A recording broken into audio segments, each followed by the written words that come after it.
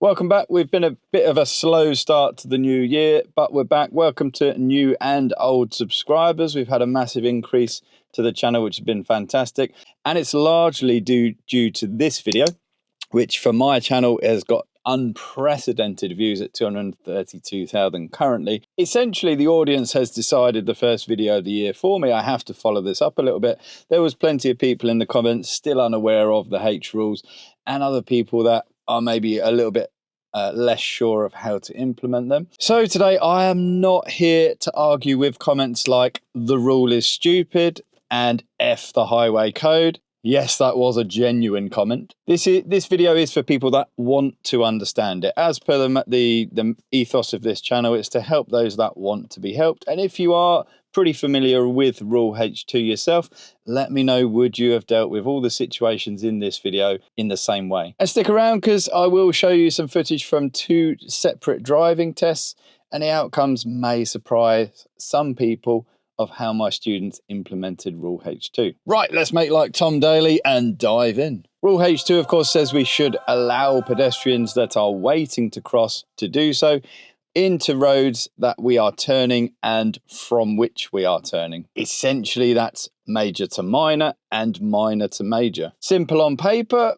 messy in real life. The bit that matters to me is actually the idea behind it. And for me, that's key, because if you don't get that, you will not understand this rule. If I hit a pedestrian while I negotiate a junction in my car, it's probably the pedestrian that's going to come off a lot worse. So if I approach junctions with the mindset that I might need to give way, it should affect the speed and the observations that I'm carrying out as I approach that junction. Here's an example from a driving lesson: busy area, lots of pedestrians.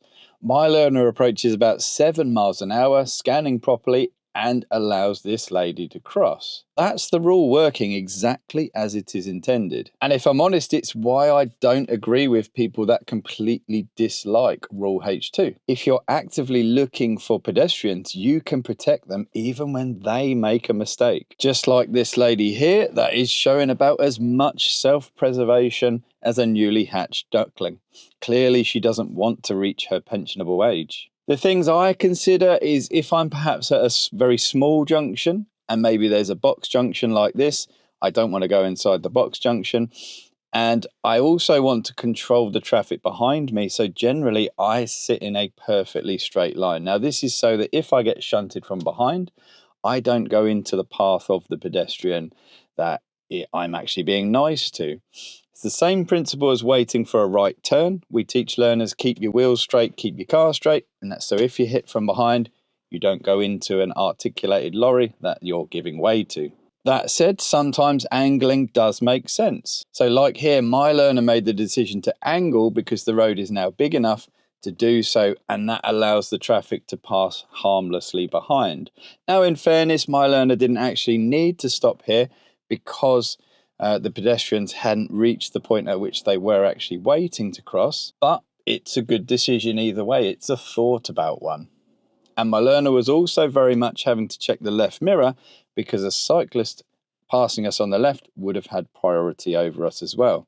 If you do want a dedicated video on Rule H3, that's where we talk about cyclists passing us on either side before we turn, then I'm more than happy to do so. Let me know. Now, right turns, I understand why people might be less inclined to give way to pedestrians with a right turn, major to minor, because I myself feel a little bit more pressured when I do this. And there will be times when actually it just doesn't feel safe to let a pedestrian cross first, and you may make the decision to continue. And as long as you feel happy with your decision, then you do you. The big but is if you ignore the highway code and the advice it gives you and something goes wrong, that is now going to come back to bite you. Owie! Stop it. Now, this is one I had recently on a driving lesson with a learner, and it's another reason I don't really like flashing headlights to let me proceed. In this clip, a Royal Mail van decides to change the priority and flashes my learner to complete the right turn. And here's the problem. If you flash a learner, you need to accept that it's going to take them some time. They hesitate, they process, They respond late, and in that confusion, a pedestrian now crosses the main road. Was that flesh intended for them? So raw mail then carries on as they're meant to do in the first place, and now we get the van driver that's deciding to let us in as well. Now, we are fully responsible for anything that happens. If we complete this right turn and we take out a pedestrian, or as in the case of Smiler Bob's video, when we did the one about flashing lights, the cyclist passing down the left side that Bob spotted that the person trying to flash them in hadn't, Bob hits that cyclist, he's completely responsible for it, not the flasher. So what I do for a right turn is I move very slowly forward and then stop in this sort of position. And I then, of course, as you know, I don't gesture pedestrians, I just offer them a smile. And yes, I have been practicing because someone said my last smile was creepy. So how's my new one?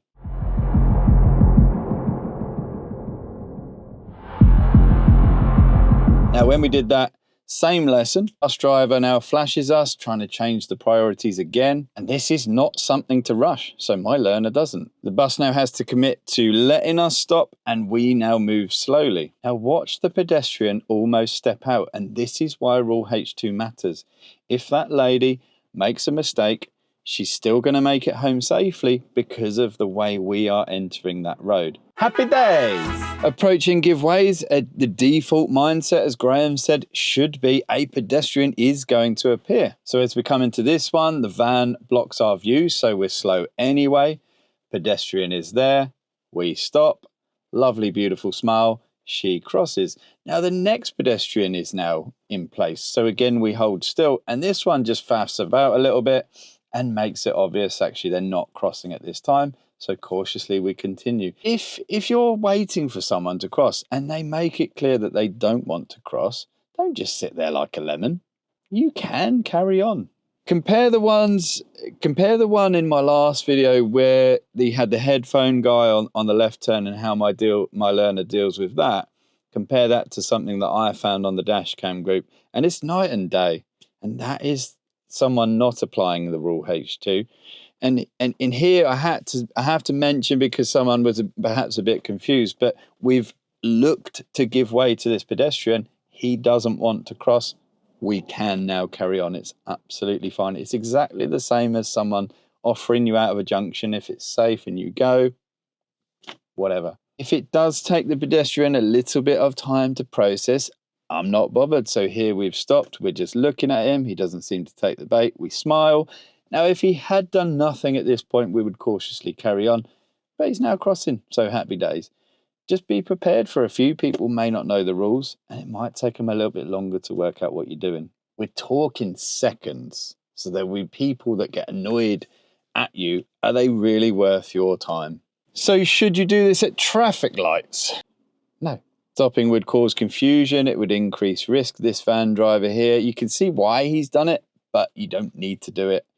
Now, of course, if you look at the meaning of a green light, it does mention about giving way when turning left or right to pedestrians crossing, not waiting to cross. So there's my clearest answer. And of course, I've never done it at a traffic light. And roundabouts, short answer, no. If you want my longer answer, do look in my video about one of the ones that I've done about this. Does that mean never?